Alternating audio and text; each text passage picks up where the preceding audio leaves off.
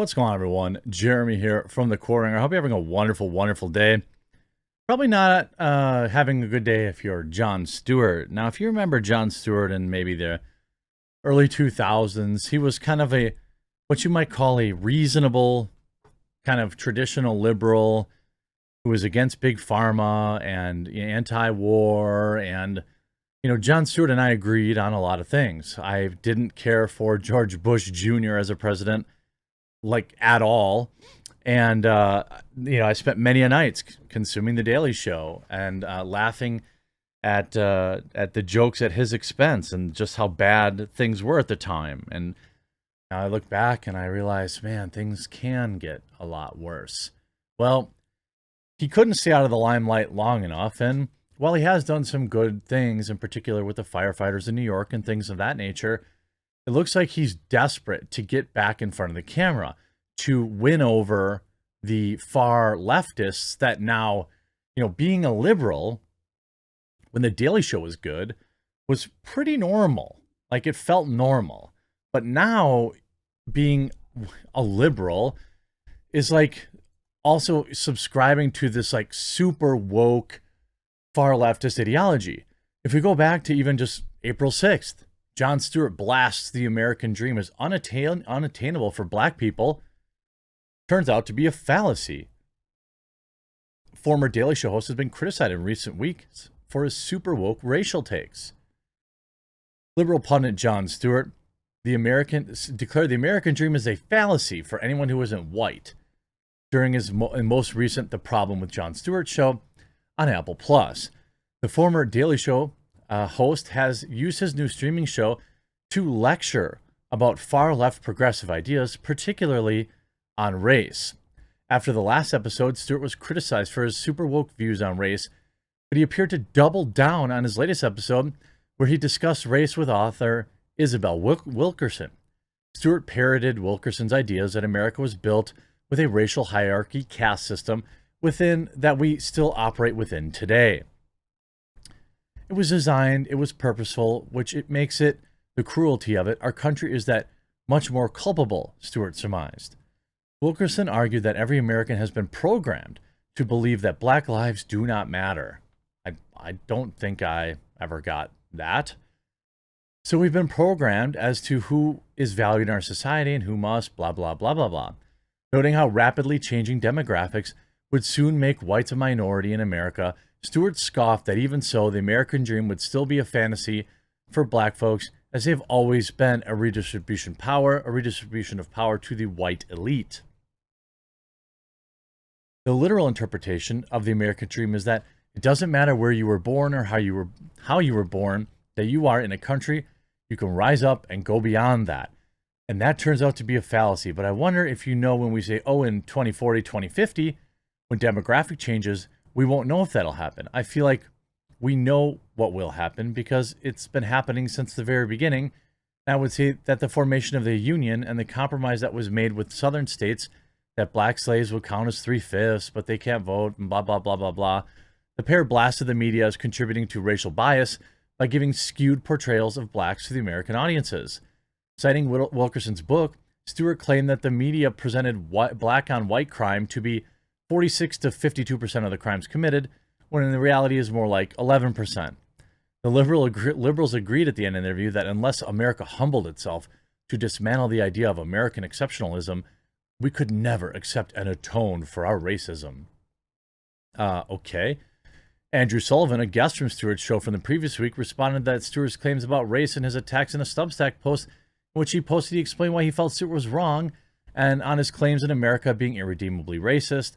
It's just the same boring crap that you always hear people like Jon Stewart parrot. Well, not anymore, actually. It's now you get the results of that. Jon Stewart's new show on Apple TV is a flop. The problem with Jon Stewart, which launched on Apple Plus in September, appears to be a flop. The show's first episode was seen by just 180,000 U.S. homes.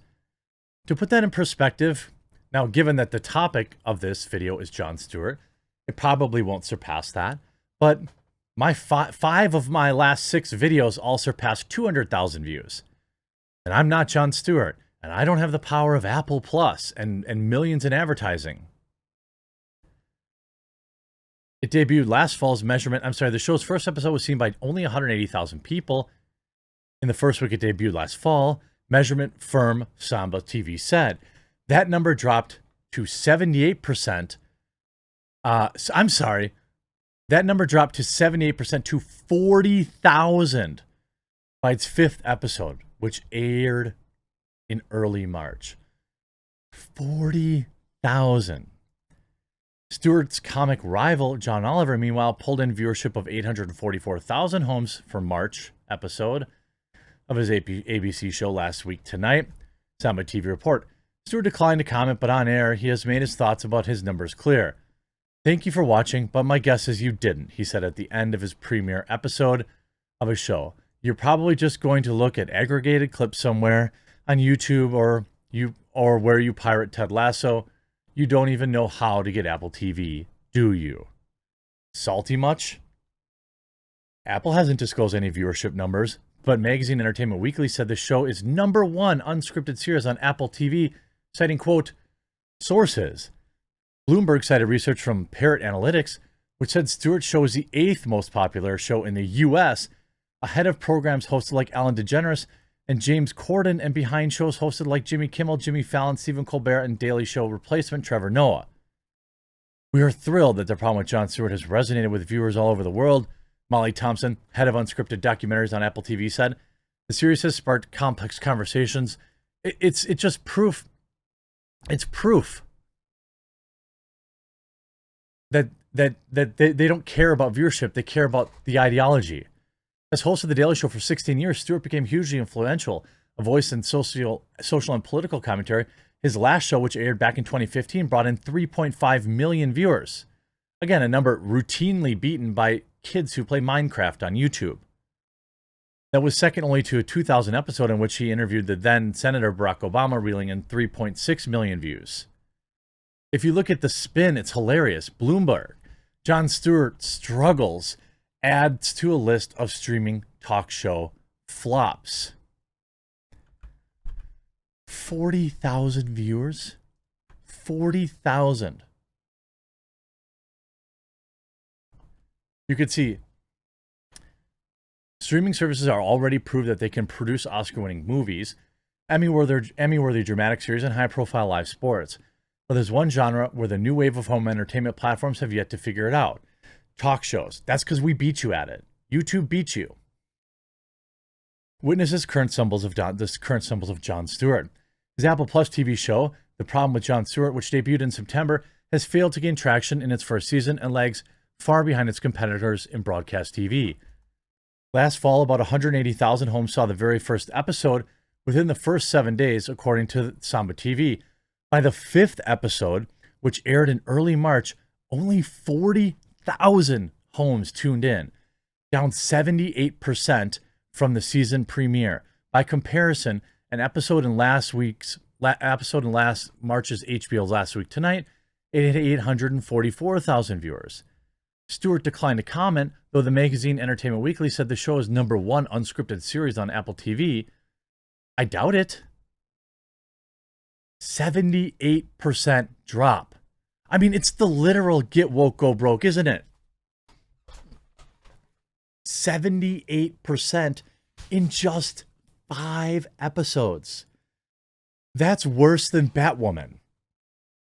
That means everyone tuned in, right? The people that tuned in, they're like, oh, I remember Jon Stewart. He used to be funny.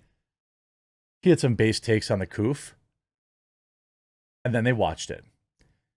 And they watched that it was essentially anti-white rhetoric, which is now what the left promotes. Absurd talking points. Gotcha journalism.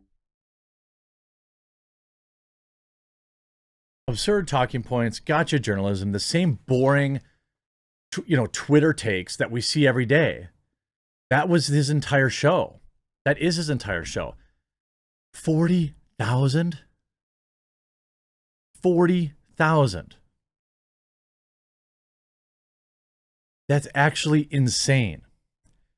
His predicament is hardly unique. The list of successful prominent comedians who have hosted short-lived shows on Netflix or Hulu already includes Chelsea Handler, Michelle Wolf, Norm Macdonald, Joel McHale, Sarah Silverman. They, other than Norm, and Norm's show was cut off for other reasons, not performance. Everyone loved Norm's show. YouTube, what's happening is all of these pundits were replaced by YouTube commentators, Instagram commentators, TikTokers. They're done. They're dinosaurs. They're forgotten.